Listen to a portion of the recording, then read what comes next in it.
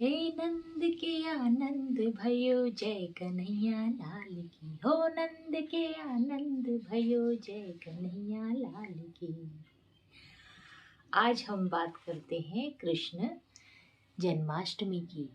और मैं आपसे एक रहस्य शेयर करना चाहती हूँ कि भगवान श्री कृष्ण के जन्म के समय पहरेदार क्यों सो गए थे और इतनी सी जेल जिसमें मथुरा की जेल जहाँ कृष्ण भगवान कारावास में पैदा हुए थे, जन्म उनका अवतार हुआ था, तो वो अब उसके द्वार कैसे खुल गए।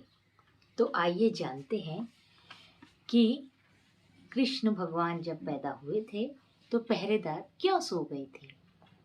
जब भगवान श्री कृष्ण का जन्म हुआ तो कारागार के सारे दरवाजे अपने आप खुल गए और पहरेदार गहरी नींद में सो गए।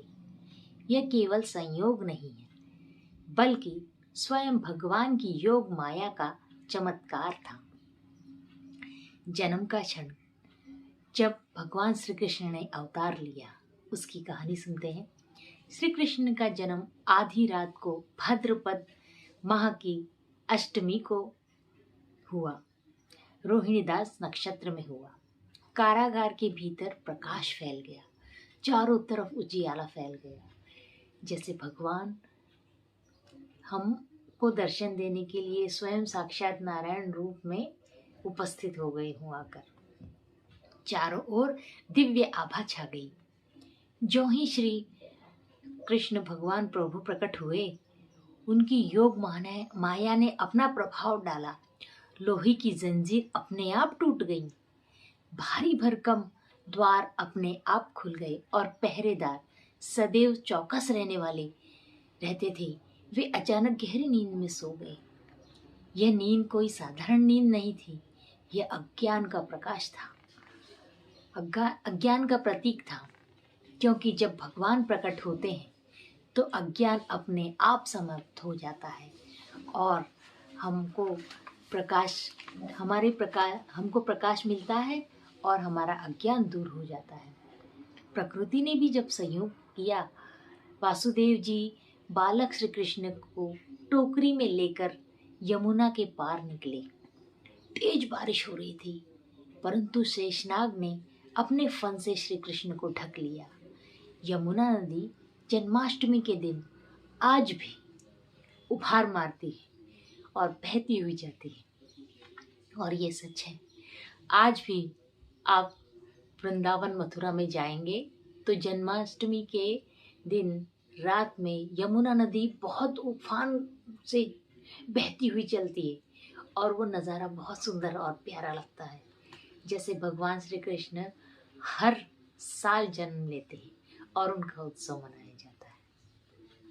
यमुना जी का जल दो भागों में बट गया और वासुदेव जी आराम से गोकुल पहुंच गए।